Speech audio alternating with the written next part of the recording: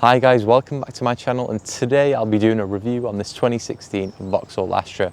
But there's a catch. I've already reviewed a very similar car on my channel before, but I just want to review this car because it's a different model and I just want to address my finer points about it, and because I've got a better camera and also a better microphone.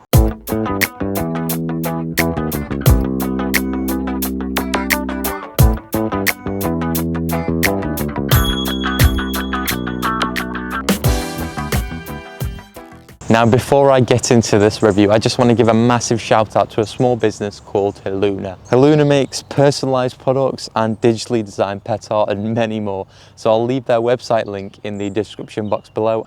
Also, a big shout out to the owner of this car who's let me review it.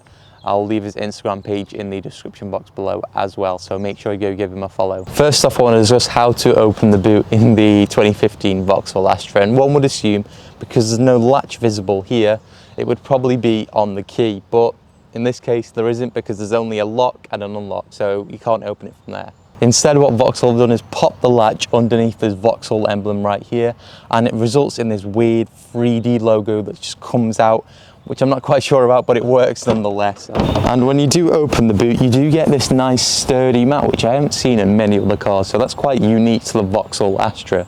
As for the model I'm reviewing, well, it's the 1.4 Design Turbo with the manual gearbox that has around 125/130 brake horsepower, which is 25 brake horsepower less than you'd get in the Elite Nav. I think this is also a good time to mention that I don't really understand the Astra range. There's about 8 makes and models, and personally I just think it gets kind of confusing. So for example, like in the Elite Nav you get leather seats and better alloys, bigger alloys even, and in the SRI you would get a sport button, but you wouldn't get the features that you would get in the Elite Nav. I don't understand why you're doing this, Vauxhall, or maybe I'm just getting confused, so can someone explain it in the comments section down below. In terms of overall design, it could be worse. Vauxhalls tend not to be drivers' cars, although they do have some interesting heritage, but that's for another time. This car, however, does have a nice paint job. Some may say it's dull, except I disagree. The light blue kind of matches the car seamlessly, and it kind of somewhat reminds me of the VXR that comes in that chaotic blue colour. In my opinion, the Astra is something that will not catch attention on the road. It'll just make you think, oh, that guy is on the way to his 9-to-5 job. And for some people, that's all they want, a reliable car that gets you from A to B. Moving on to the rear seats then, and compared to the 5th generation Astra, it's about 50mm taller and 100mm longer in dimensions. And I'm guessing that accounts for the vast amount of leg room that you get, and also headroom for your taller passengers. Not quite sure how the 5th generation and previous generation Astras felt in the back, but I could tell you I would be quite happy with long journeys in the back of this. As for the interior, well, Vauxhall have used scratchy plastic here, squidgy plastic here, and also I must say a very nice steering wheel. I think it just lacks that excitement factor that you would get in a regular hatchback, but you can't really expect everything from a reasonably priced car. Moving on to a feature or something that Vauxhall have done that I really do like, and other manufacturers should take note of this, and that is the fact that they've utilised all the switches, buttons and switches in fact, in the centre cabin. Usually manufacturers want to make it obvious that you haven't gone for the highest spec option by leaving massive amounts of blank switches, but in this case you can see Vauxhall haven't done any of that. In fact, you can see the cutout for where the seat heaters would go, but it's completely a different piece instead of blank switches. So well done Vauxhall on that. Other manufacturers, please take note of this. Another feature I really like in the Astra is the instruments are very sharp and superb. And also on top of that, when you turn the ignition on, you get a needle sweep, which I realised you don't really get in many cars in this price bracket.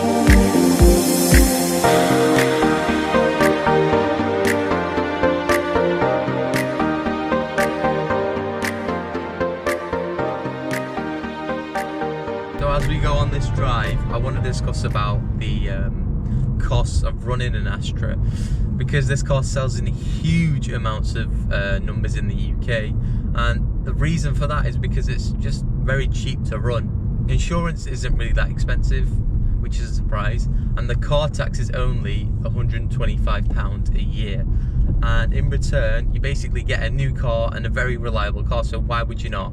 Nevertheless, the engines that you get in the Vauxhall Astra is, you get a 1 litre petrol with 99 brake horsepower. I can imagine that's going to be very slow, so I would not go for that one. And then you move on to your 1.4s. So you get two variants of the 1.4. You get a 125 brake horsepower one, which is this one, and a 148 brake horsepower one, which is slightly more powerful.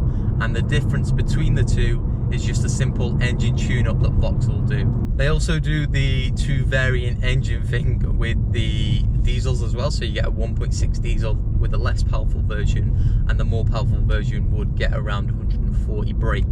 An interesting fact about the Vauxhall Astra is back in 2019, Lawrence Stroll actually ordered one of these brand new. It could be because it's very nimble and also quite a comfortable car, I must say.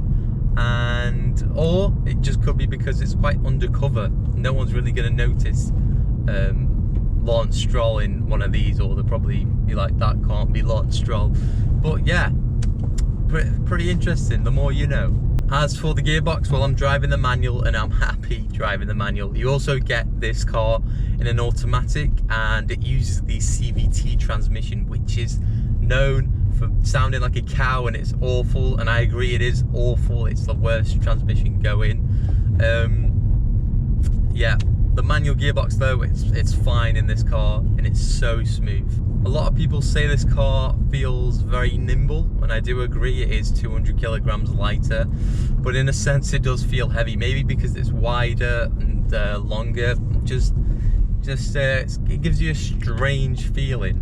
One thing from one of my old reviews that I did on the VW Polo is the volume knob and the power button for the infotainment was actually merged together. So when you twisted the volume knob, the power button would twist as well, and that would annoy a lot of people's OCD. But in this case, it's not the same. When you turn the volume knob, the power button actually stays put, which I think is such an amazing feature. As for the gear stick, it looks kind of like the end of a golf club, so shifting up feels kind of awkward, although shifting down feels good in a sense. Not too sure how I feel about that. I do miss the good old traditional ball knobs that they have. That sounds really wrong. Don't know where I'm going with that, but yes.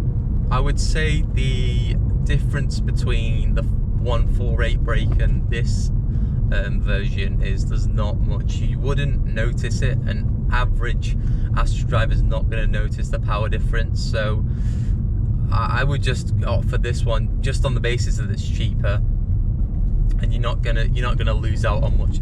And you could always get the OEM Astra tune-up that they offer. Let's just test the reversing. Let's see how it is.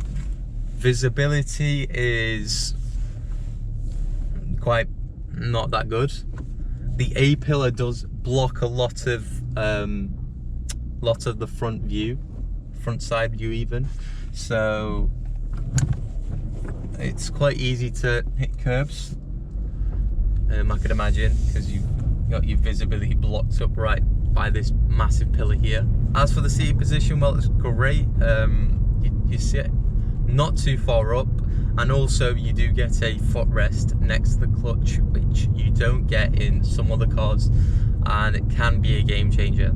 It's also a very techy car. If you go for the high spec models, you get quite a bit of features with the OnStar system as well. You can unlock your car via your phone, and some other pretty interesting features that you don't get on many other cars. So it's pretty impressive technology wise. So there you go, ladies and gents, that's my review of the 2015 Vauxhall Astra. In my opinion, it's a car that doesn't give you that fun factor a hatchback should do. Nevertheless, it does do everything else you want it to, so whether it be practicality wise, or saving fuel, or just general technology that it has. So therefore, I think it's a car that you should not rule off if it's in your price bracket.